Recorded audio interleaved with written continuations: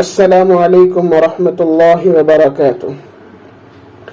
الحمد للہ نحمده ونستعینه ونستغفره ونؤمن به ونتوکل علیہ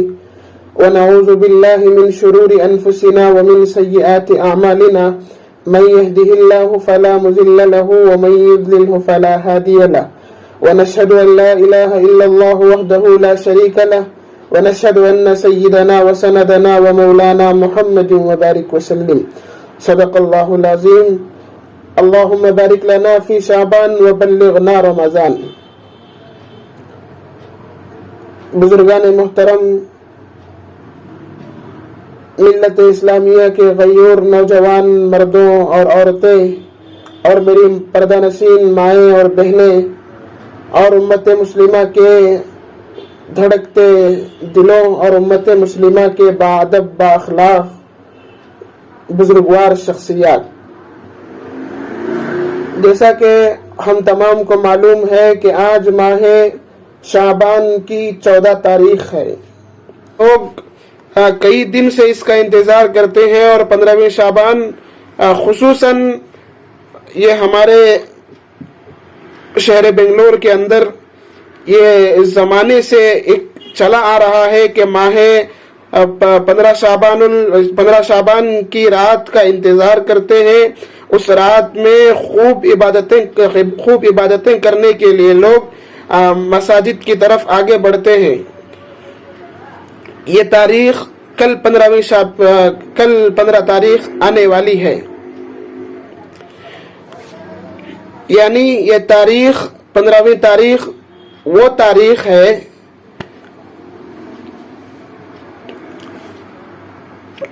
جس رات کو ہم عبادتیں کرتے ہیں، جس رات کو ہم نفل نمازیں پڑھتے ہیں، جس رات میں ہم تلاوت کلام مجید پڑھتے ہیں۔ دنیا کے اندر جب بھی چاہے تو ہم روزہ تو رکھ سکتے ہیں، سوائے 2 ایام کے، ایک عید الفطر اور ایک عید الاضحیٰ، اور ہم دنیا کے اندر ہم کسی بھی دن اگر ہم چاہیں عبادت کرنا چاہیں تو پاکی صفائی کے وقت میں ہم کسی بھی وقت اللہ رب العزت کی بارگاہ رسالت میں حاضر ہو سکتے ہیں۔ ہم کلام مجید کی تلاوت کر سکتے ہیں، وظائف پڑھ سکتے ہیں، ذکر و اذکار میں مشغول ہو سکتے ہیں۔ لیکن ماہ شعبان کے بارے میں ایک بات ہمارے درمیان مشہور ہے، میں آپ کے سامنے زیادہ لمبی چوڑی نہ یہ میری تقریر ہے، نہ میں اب اس وقت تقریر کرنے کا وقت ہے، نہ موقع ہے۔ بس 2-4 باتیں آپ کے سامنے وضاحتاً میں عرض کر دوں کہ سب سے پہلی بات، ہم لوگ 15ویں شعبان کا روزہ، اس روزے کو ہم نے جس طریقے کا جو درجہ دیا ہے، کیا یقیناً شریعت محمدی میں اس 15ویں شعبان کو اتنی اہمیت دینا چاہیے یا نہیں؟ 15ویں شعبان یہ کون سی تاریخ ہے؟ اس دن نبی علیہ السلام نے اپنے قول اور فعل کے ذریعے سے امت محمدی کو کیا ترغیب دی؟ دوسری بات، کیا اس رات کا جاگنا ہمارے لیے ضروری ہے یا نہیں؟ اور ایک بات، تیسری بات، اس رات ہمارے لیے قبرستان جانا ضروری ہے یا نہیں؟ ان 3 باتوں کی میں وضاحت کروں گا۔ بزرگان محترم، زمانے سے یہ بات چلی آ رہی ہے، یا آپ کسی سے سنے ہیں یا انہوں نے کسی سے سنا ہے کہ 15ویں شعبان کا روزہ، یعنی 15 تاریخ کا روزہ، ماہ شعبان کا روزہ رکھنا ضروری ہے، واجب ہے یا فرض ہے، فلاں آپ نے جو بھی سنا ہے۔ بزرگان محترم، 15ویں شعبان وہ تاریخ ہے، 15 شعبان یہ وہ مہینہ ہے جس مہینے میں میرے اور آپ کے آقا مدنی تاجدار جناب محمد رسول اللہ صلی اللہ علیہ وسلم اس مہینے میں شروع ہی سے روزے رکھنا شروع کر دیتے تھے۔ 15ویں تاریخ کو جا کر میرے اور آپ کے آقا تاجدار مدینہ محمد رسول اللہ صلی اللہ علیہ وسلم تقریباً اس مہینے میں آدھا مہینہ پونا مہینہ روزے رکھا کرتے تھے، اور آپ علیہ الصلوۃ والسلام نے اس بات کو فرمایا کہ ماہ شعبان کی آخری ایام میں روزے نہ رکھو، اس لیے کہ یہ 2 روزے یا 3 روزے یا 5 روزے ایسا نہ ہو جائے کہ غلو لوگوں کے اندر غلو نہ پیدا ہو جائے کہ آنے والے دور میں، آنے والے وقت میں آنے والے لوگ یہ نہ سمجھیں کہ رمضان المبارک کے 30 روزوں کے بجائے 32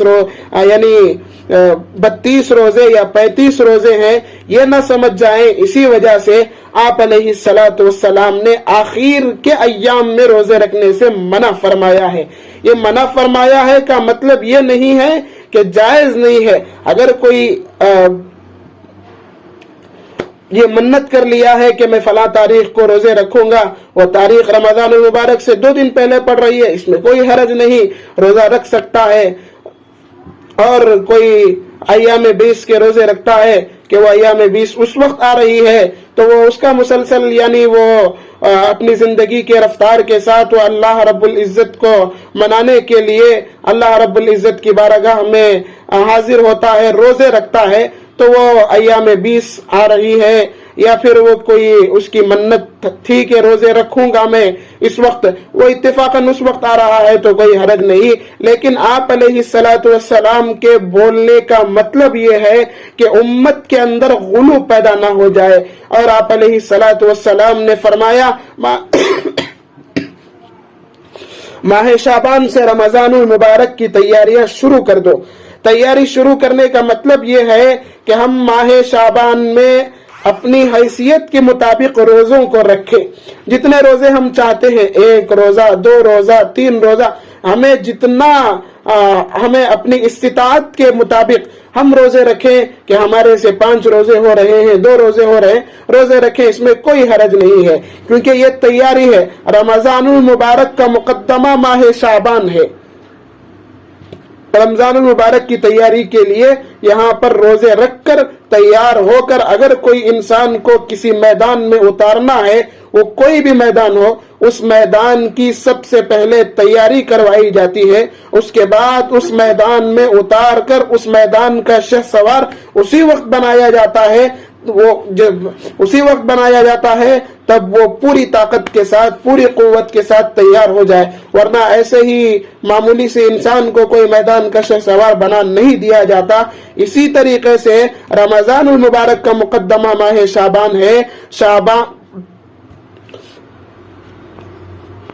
ماہ شعبان ہے، اسی لیے ماہ شعبان میں روزے رکھنے کا حکم فرمایا ہے۔ اس مہینے میں روزہ رکھنا آپ علیہ الصلوۃ والسلام کی سنت سمجھ کر اگر کوئی روزہ رکھتا ہے تو اس میں کوئی حرج نہیں۔ میں آپ کے سامنے یہ بات وضاحت کر دوں کہ میں نے آپ کو شروع میں بھی کہا تھا 15 شعبان المعظم کے دن خصوصاً روزہ رکھنا، یہ فرض واجب جو کچھ کہا گیا ہے یہ سب اس کے فضائل کو بڑھانے کے لیے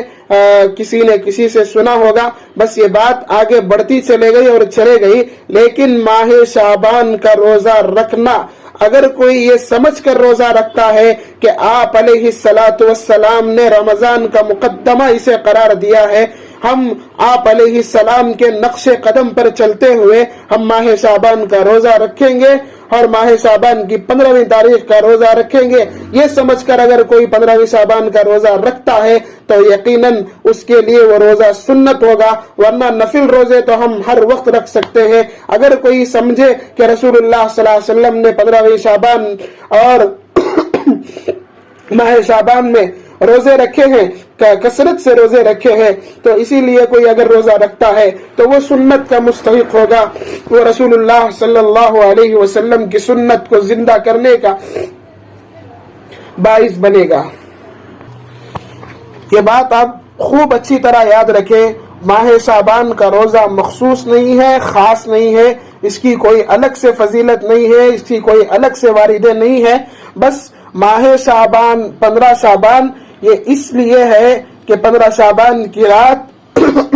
اس رات کا جاگنا، اس رات کا عبادت کرنا جمہور علماء کے نزدیک یہ بات ثابت ہے کہ اس رات میں کچھ الگ فضیلتیں ہیں، جمہور علماء اس کے قائل ہیں، اسی لیے اس رات کی بڑی فضیلتیں برکتیں ہیں۔ اس رات میں خوب اللہ تبارک و تعالی سے روئیں اور گڑ گڑائیں۔ اس رات کی حقیقت یہ ہے کہ جمہور علماء اسے مانتے ہیں کہ ہم آپ علیہ السلام کہ ہم امتی ہیں، ہم آپ علیہ السلام کے امتی ہونے کے باوجود اگر ہم ان راتوں کے اندر، ان ایام کے اندر جو ہمارے درمیان 2 4 یا 6 یا 7 ایام ایسے آتے ہیں جن ایام میں ہم جاگتے ہیں، یعنی رمضان المبارک کی 5 تاخراتیں ہم جاگتے ہیں، اور اس کے بعد ایسے موقع بہت کم ہمارے سامنے میسر ہوتے ہیں جن موقعوں میں ہم جاگ کر اللہ رب العزت کو منواتے ہیں۔ عبادت کرنا کوئی بھی وقت میں، کسی بھی وقت میں منع نہیں ہے، اسی لیے ہم 15ویں شعبان کی رات میں خوب عبادت کرتے ہیں اور عبادت کر رہے ہیں۔ انشاءاللہ اللہ تعالیٰ اور عبادت کرنے کی توفیق عطا فرمائے۔ 2 باتیں ہو گئی بزرگان محترم، ایک 15ویں شعبان کا روزے کو آپ ضروری اور فرض نہ سمجھیں، یہ سمجھ کر رہیں کہ آپ علیہ السلام نے روزہ رکھا اس لیے ہم بھی روزہ رکھیں گے، یہ سنت روزہ ہے اس لیے کہ آپ علیہ السلام نے روزہ رکھا ہم بھی روزہ رکھیں گے، یہ سنت ادا کرنے کے ہم مستحق ہو جائیں گے۔ ہم رات کی عبادت کریں گے، یہ رات کی عبادت تو جمہور علماء سے ثابت ہے، اور یہ ہرگز نہ کہیں کہ اس روز کا، اس 15ویں شعبان کا روزہ رکھنا ضروری ہے، فرض ہے، واجب ہے۔ اگر کوئی نہیں رکھتا ہے تو اس پر ملامت کرنا یہ اچھی بات نہیں ہے۔ تیسری بات، اس ماہ شعبان کی 15ویں تاریخ کو قبرستان جانے کا معمول ہمارے مسلمانوں میں ہے، جو شروع سے جاتے آ رہے ہیں۔ تو بزرگان محترم میں اس کی بھی وضاحت کر دوں، میرے اور آپ کے آقا تاجدار مدینہ جناب محمد رسول اللہ صلی اللہ علیہ وسلم نے اپنی زندگی میں 1 مرتبہ قبرستان تشریف لے کر گئے تھے، وہ بھی اکیلے تنہا تشریف لے کر گئے تھے۔ اگر کوئی چاہتا ہے کہ ہم رسول اللہ صلی اللہ علیہ وسلم کی سنت پر عمل کریں، یہ سمجھ آپ کے لیے بھی زندگی میں 1 مرتبہ قبرستان جانا ماہ شعبان میں، یہ آپ کے لیے بھی، اگر آپ سمجھ رہے ہیں کہ رسول اللہ صلی اللہ علیہ وسلم کی سنت ہے تو آپ جا سکتے ہیں، اس میں کوئی ممانعت نہیں ہے۔ اگر آپ یوں سمجھ رہے ہیں کہ ماہ شعبان میں آپ صلی اللہ علیہ وسلم گئے تھے، اس وقت مردوں کے لیے خاص وہاں جانا، ان لوگوں کے لیے بخشش کا ذریعہ ہم بننا، ان کے سامنے بیٹھ کر ہم تلاوت کرنا، اور ان کے سامنے ہم جا کر کے وہاں سورۃ الیاسین بقرہ پڑھیں گے، ان کی مغفرت ہو جائے گی پورے طریقے سے، نہ یہ بات صحیح نہیں ہے، یہ بات درست نہیں ہے۔ یہ بات آپ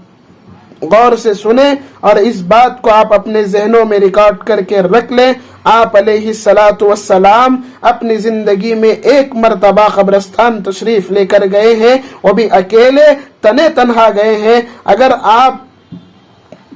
کو جانا ہے تو آپ یوں نہ سمجھیں کہ شب برات سمجھ کر نہ جائیں، آپ کسی بھی وقت میں جا سکتے ہیں۔ ہاں، اب رات جاگے، ہم مرحومین کے لیے ثواب پہنچانے کے لیے، ایصال ثواب کے لیے ہم جا رہے ہیں، تو اس میں کوئی ممانعت نہیں ہے۔ آپ نے رات جاگی، رات میں عبادتیں کی، اس کے بعد صبح جا کر مرحومین کی ان مزارات کی زیارت، اور وہاں پر کھڑے ہو کر 2-4 سورۃ الفاتحہ وغیرہ جو مرحوم کی بخشش کا سامان بن سکتے ہیں، وہ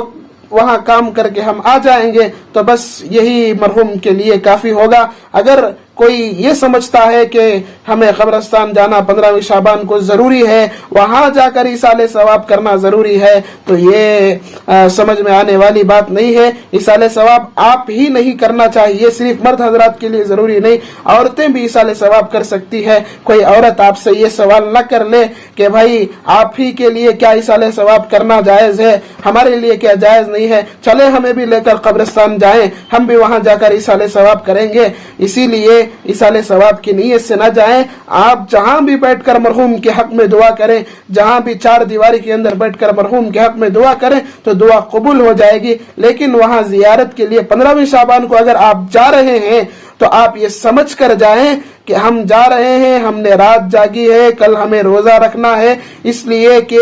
جمہور علماء کا موقف، جمہور علماء کا یہ ماننا ہے کہ اس رات کی عبادت जमहूर उलमा के नजदीक साबित है। और रसूलुल्लाह सल्लल्लाहु अलैहि वसल्लम इस दूसरे दिन का रोजा इसलिए रख रहे हैं कि आप अलैहिस्सलातु वस्सलाम इस महीने में बकसरत रोजे रखा करते थे, इसलिए हम रोजा रख रहे हैं। और हम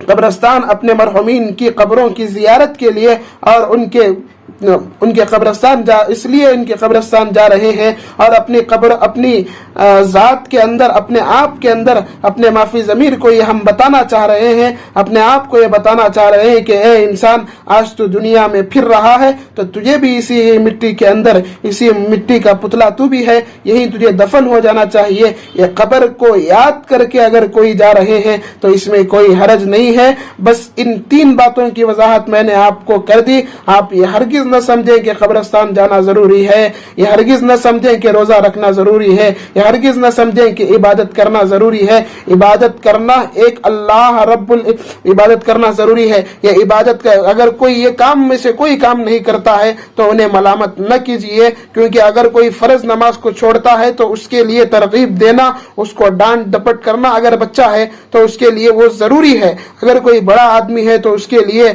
कब्र का खौफ दिखाकर उसे मस्जिद की तरफ लेकर जाना ये जरूरी है। लेकिन माह शाबान का अगर कोई रोजा नहीं रखता है तो इसे इस तरीके का कोई कौल नहीं है कि उसे हम डांटें डपटें और उसके ऊपर मलामत करें। रखता है सुन्नत समझकर रखे, नहीं रखता है रमजानुल मुबारक आने वाला है, पूरा महीना रोजा रखेगा, पूरे महीने के पूरे अय्याम में रोजे रखेगा। अल्लाह तबारक व ताला हम तमाम को कहने सुनने से ज्यादा अमल की तौफीक अता फरमाए। बुजुर्गान मोहतरम, ये 3 काम जरूरी करें और ये 3 कामों में अपनी नीयत खालिस ये हो कि हम अल्लाह को राजी करें, सिर्फ हम अल्लाह को राजी करें। हम कब्रिस्तान जाएं तो बस वहां जाएं, मरहुमीन के मज़ारों की जियारत करें और अपने दिल के अंदर आखिरत का खौफ लाने के लिए, आखिरत का डर लाने के लिए जाएं और रात जागे तो हम अल्लाह से इबादत करके खूब अल्लाह तबारक व ताला को मनवाएं। ये रात वो रात है, आप तड़प तड़प कर अल्लाह तबारक व ताला के सामने मांगे और गिड़गिड़ाएं। अल्लाह इंशाअल्लाह आपकी हर दुआ को कबूल फरमाए। और तीसरी बात, आप माह 15वीं शाबान का रोजा अगर आप सुन्नत समझकर रख रहे हैं तो ये रसूलुल्लाह सल्लल्लाहु अलैहि वसल्लम ने पूरे महीने में रोजे रखे हैं। इस सुन्नत को आप जिंदा करते हुए सुन्नत समझकर रोजा रख लें। ये हरगिज न समझें कि 15वीं शाबान का रोजा है। बस अल्लाह तबारक व ताला इन्हीं चंद कलिमात पर, इन्हीं चंद बातों पर मुझे भी और आप तमाम को खूब अमल पैरा होने की तौफीक अता फरमाए। आमीन व आखिरु दावाना अनिल हम्दुलिल्लाहि रब्बिल आलमीन।